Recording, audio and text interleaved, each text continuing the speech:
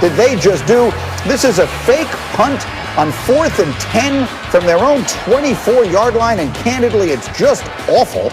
And Washington would capitalize on that one as well. Antonio Gibson, the rookie, running for 3 touchdowns in this game. First rookie since Randy Moss to score 3 touchdowns on Thanksgiving. That one gave Washington a 27-16 lead. And then here comes the third one as Washington is looking to put it away. This is on a 3rd down play, and that's Gibson busting through the line. So Washington wins its 4th game of the season, 41-16, currently on top of the division in the NFC East. But again, so many, as Jerry Jones looked on in frustration, wondering what in the world was going on with some of those decisions. And so here is Ed Werder, who covers the Cowboys for us so well. A very happy Thanksgiving, Ed, to you. And as you watched those, the way the Cowboys handled that game yesterday, what was your reaction? Well, Mike, I think with all the injuries, especially, to Dak Prescott and some of the offensive linemen, the Cowboys clearly have a pronounced lack of talent, and that's exaggerated by the fact that they were so obviously poorly coached in a game where, if they win, they're in first place, and they have a significant schedule advantage the remainder of the season over their competition in the NFC East.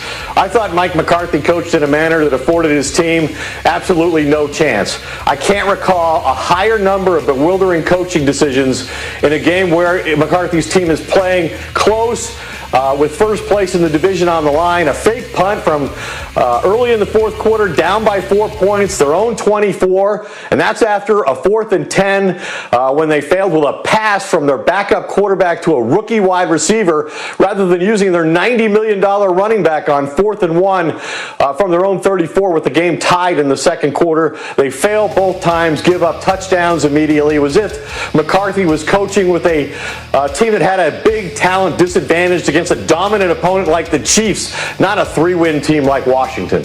That's extremely well said. I agree with every word you just said. So if this thing does go where it now appears as though it will, it's been a terrible season. And look, the Cowboys had an awful tragedy within their organization this week. They lose their quarterback early. They've had a variety of injuries. But they are in a bad situation, and they now look like they're in significant danger of not winning what will be the worst division probably ever. Jerry Jones has proven to be pretty patient in recent years. What do you expect the fallout to be? Well, I think Mike McCarthy in this pandemic has been fortunate, Mike, in one regard, and that is the media covering games hasn't had its normal access to the owner and general manager of the franchise. Typically Jerry Jones comes out of the locker room following a game like this and addresses, dozens of members of the media for a long period of time. He's obviously the game's just ended. He's in an emotional state. We get an awful lot of honesty out of him.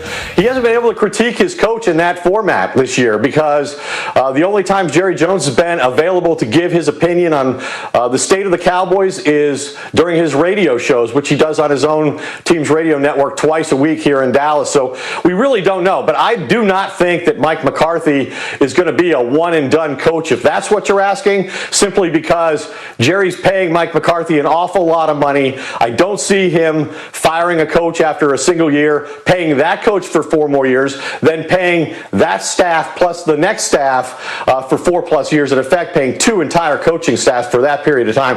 I just don't see that happening. I think there are too many excuses that McCarthy can point to, and that Jerry will use that to give McCarthy at least 1 more year. Okay, Edward, always all over this. Thank you so much for your candor this morning, Ed. Again, a happy Thanksgiving to you and your family. I'll see you soon. And Stephen A. Smith will join us later in this program to talk more about the Cowboys. Meanwhile, today is a day filled with monster college football games. First off, we got a Big 12 matchup between ranked teams. Number 13, Iowa State, and number 17, Texas. A win for the Cyclones would mark their first time beating both Texas and Oklahoma in the same season in school history. We've got Oregon State tonight. This is the 124th meeting, the most played series west of the Mississippi. The Ducks seeking their first 4-0 start since 2014. And then, sandwiched in between, this game with all the implications. Number 2 Notre Dame facing number 19 North Carolina. Fighting Irish have won 14 straight, the longest active streak in the FBS. And for this, let's bring in Sanchez with us this morning. And Paul and Heather, good to get up with us here again on this day after Thanksgiving. Thank you both for doing that. And I want to start, Paul, with you. I feel like I've heard this game for a while, weeks now, described as, here's a spot where Notre Dame could lose. Does this look to you like a game, a dangerous spot for Notre Dame today in Chapel Hill?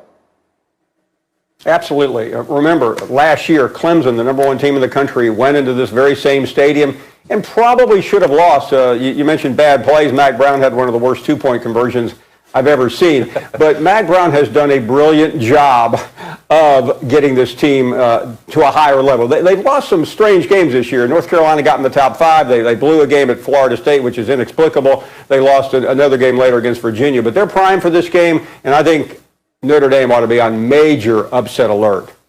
You're one of many I've heard say that. So, Heather, let's come to you. No one covers the CFP committee more closely than you do. How would you describe what is at stake for Notre Dame today, considering they probably still have a date with Clemson in front of them? Well, that's the thing, Greeny. If this were any other year, I would say Notre Dame has to win this game. But it's 2020, and Notre Dame is in the ACC. So even if they lose this game, I still think they'll finish in the top 4 if they win out and beat Clemson to win the ACC championship game. Now, if they lose, though, that puts the pressure on them to do exactly that and win out, no more mistakes down the road. Right. That's what I was thinking, is that maybe in this case, the significant piece is that the reverse is true, Heather, that if they win today, if they win out and they go into that Clemson game unbeaten, so long as they don't get blown out with Trevor Lawrence, maybe Notre Dame gets in whether they win or lose that last game. That's the way I was looking at it, Heather. Does that make sense? It does make sense, Greeny, yes, especially as they sit there at 2-3 right now. But remember, the SEC also has a chance to get 2 teams in if Florida wins the East and beats Alabama. And if you're asking me now which conference has a better chance to get 2 teams in the top 4 in the end, I would say it's the SEC, simply because on Tuesday, the selection committee put 4 SEC teams in its top 10, so it's clear they hold them in very high regard. All right, so now we know what the stakes are. Sanchez, let's talk about the game. What are you keeping an eye on today, Notre Dame, North Carolina? It's funny you ask, Greeny. Forgive me for looking at my notes from October 24th. This is for Notre Dame. These are my notes on Notre Dame. They're averaging 261 yards a game on the ground, close to 6 yards a carry. But no wide receiver on their team has more than 7 receptions this year. That's what I wrote down for a Saturday game. We had Notre Dame on ABC. But now, I said it on Saturday. I said Ian Book doesn't have enough juice for this team to win. They're going to need to throw balls. They're going to need to throw touchdowns and move the ball down the field in the air. He must have heard me. He must be a fan of ABC or Get Up or whatever it is, but I issued a public apology to the kid because he's found big number 11, Skoranek. This kid is outrageous. He throws him 50-50 balls regularly, and he comes down with them almost 100% of the time. It's incredible what he's done and transformed his game. Credit to Tommy Rees. Credit to their head coach. This has been an amazing run for them. I think it's going to be a barn burner, but I think Notre Dame comes out on top.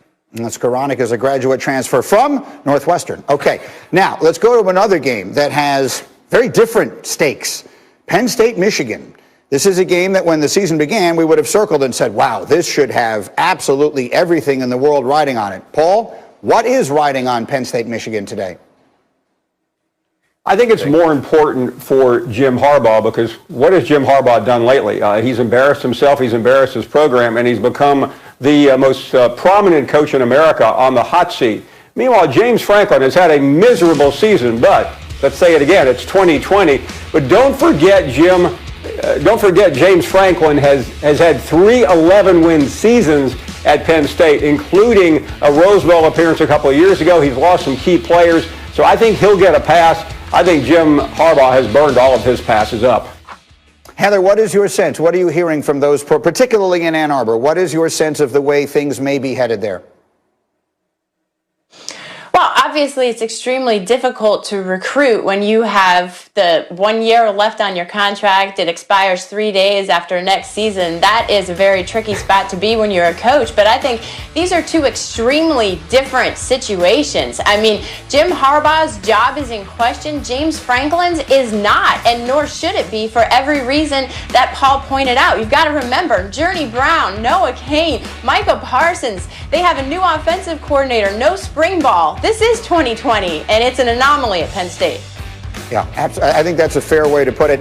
Again, Michigan coming off a weekend in which they celebrated a triple overtime win against Rutgers is just not exactly the way they foresaw their season. And so we will leave it there. Guys, a happy Thanksgiving, Paul and Heather. Thank you for always being there whenever we need you. And enjoy the games today. We've got them coming your way, starting on ABC at noon Eastern. Again, Texas, Iowa State. Then comes the Notre Dame Carolina game. Both of those are on ABC. And then tonight, prime time, it's Oregon and Oregon State. And you can see all three games on the ESPN app. As we continue, the cannons are not firing on all cylinders in Tampa. And one member of our crew has a dramatic idea how